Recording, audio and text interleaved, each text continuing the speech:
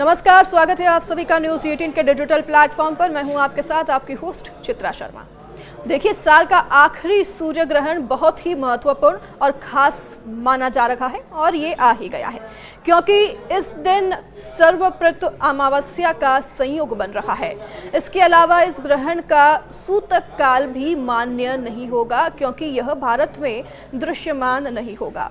भारतीय समय अनुसार इस ग्रहण की शुरुआत 21 सितंबर यानी कि कल रात 11 बजे होगी और समापन 22 सितंबर की सुबह 3:23 पर होगा। 21 सितंबर को साल का आखिरी सूर्य ग्रहण लगने जा रहा है।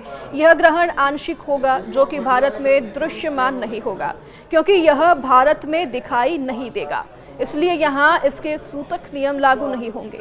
लेकिन ग्रहण चाहे कहीं भी दिखे, इसका असर प्राकृतिक और वातावरण पर जरूर पड़ता है।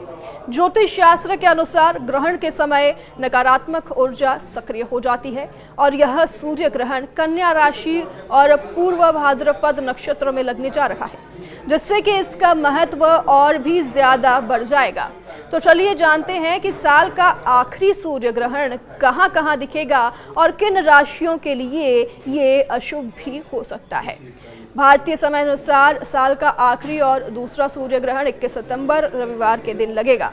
इस ग्रहण की शुरुआत भारतीय समय अनुसार रात 11 बजे होगी और उसका समापन 22 सितंबर की अर्धरात्रि में 3:23 पर होगा। इसकी कुछ अवधि 4 घंटे से अधिक की होगी और इस ग्रहण की पीक टाइमिंग रात 1:11 पर रहेगी। कहां कहां सूर्य ग्रहण दिखेगा ये भी आपको बताते हैं। यह ग्रहण भारत में दिखाई हालांकि नहीं देगा। यह मुख्य रूप से दक्षिणी प्रशांत महासागर, न्यूजीलैंड, ऑस्ट्रेलिया और अंटार्कटिका के कुछ हिस्सों में दिखाई देगा। क्योंकि यह भारत में नजर नहीं आएगा, इसलिए यहाँ सूतक काल भी लागू नहीं होगा, तो इसकी चिंता आप ना कीजिए। क्या होता है सूर्य ग्रहण, ये भी आपको बताते हैं। देखिए, जब चंद्रमा अपनी परिक्रमा करते हुए पृथ्वी और सूर्य के बीच आ जाता है तो इसे सूर्य ग्रहण कहते हैं और सूर्य की रोशनी का कुछ हिस्सा या पूरा भाग धरती पर नहीं पहुंच पाता, तो उसे सूर्य ग्रहण कहते हैं। हालांकि 21 सितंबर को लगने वाला सूर्य ग्रहण आंशिक होगा। सूर्य ग्रहण 2025 पर ग्रहों की क्या स्थिति डालेगा, इस पर भी आपको बताते हैं। ज्योतिषाचार्य जो हैं, उनके अनुसार इस साल सूर्य ग्रहण पर ऐसी स्थिति बन रही है कि कन्या राशि में यह ग्रहण लग रहा है। वहीं सिंह राशि में शुक्र और केतु की द्विग्रही युति का निर्माण होने जा रहा है। शुक्र और केतु युति हमेशा बहुत खराब माने जाते हैं। ऐसे में शुक्र सुख के कारक हैं और वह केतु के साथ सुख को भंग कर रही हैं। इसके अलावा कन्या में सूर्य, चंद्र, बुध एक साथ होंगे। निश्चित तौर पर ऐसे में चंद्र की स्थिति खराब मानी जा रही है। तुला राशि में मंगल बैठे हैं, यानी कि जहां ग्रहण में उसके एक आगे वाली राशि और ठीक एक पीछे वाली राशि परेशान स्थिति में आ सकती है।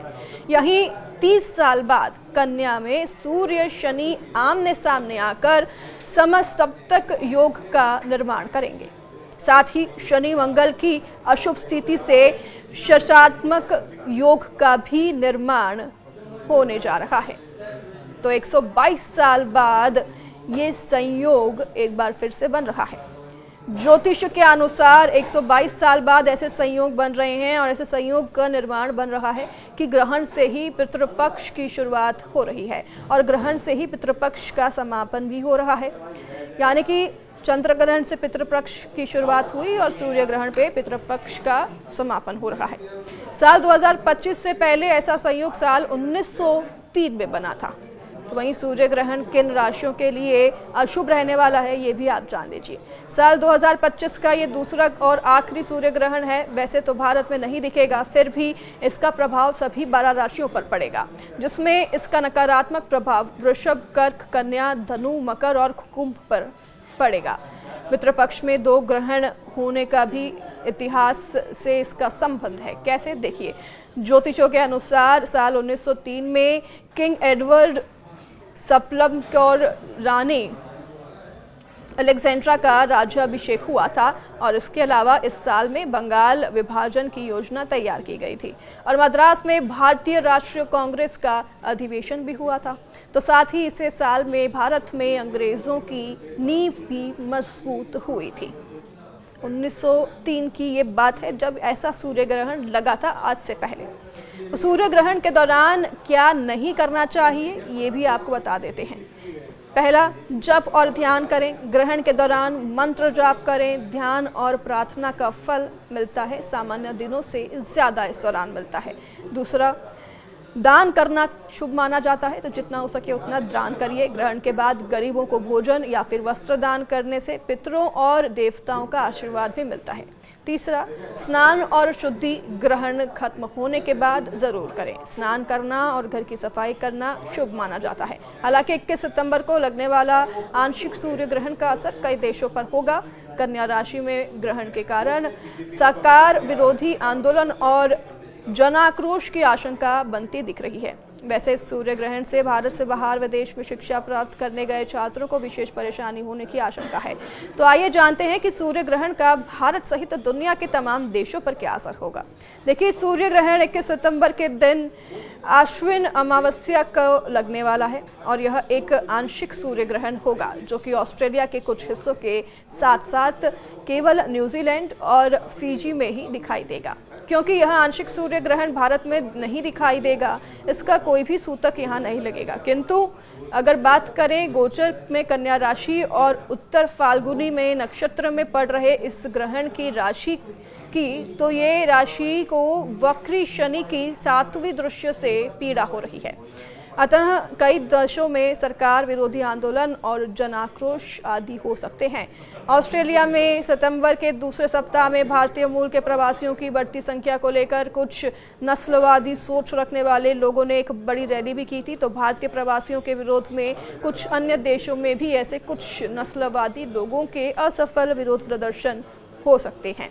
भारतीय समय अनुसार अश्विन अमावस्या 22 सितंबर को रात्रि 1:24 पर समाप्त होगी। तो अमावस्या की समाप्ति के समय ही भारतीय समय अनुसार यह आंशिक सूर्य ग्रहण दक्षिणी गोलार्ध में लग सकता है।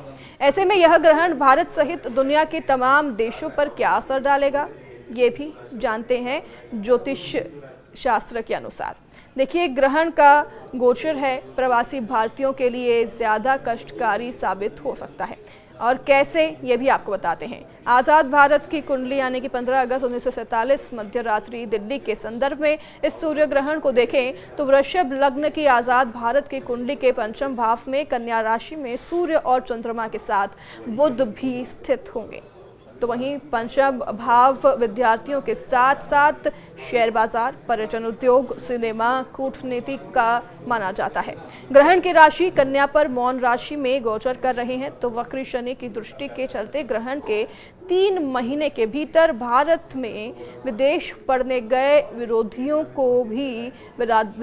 को भी कुछ मुश्किलों का और विरोधों का सामना करना पड़ सकता है, विशेषकर अमेरिका, ऑस्ट्रेलिया और न्यूजीलैंड जैसे देशों में।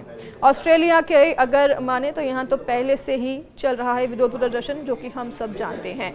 और ऑस्ट्रेलिया की मीन लग्न की स्थापना कुंडली यानी कि 1 जनवरी 1901 दोपहर 1:25 मेलबर्न में सूर्य में शुक्र की कठिन विषोत्री दशा जून 2026 तक शुरू नहीं है। न्यूजीलैंड की वृषभ लग्न की स्थापना कुंडली 26 सितंबर 1907 मध्य रात्रि वेलिंगटन में शुक्र में शनि की अनुकूल दशा के चलते ग्रहण के फल सामान्य होंगे।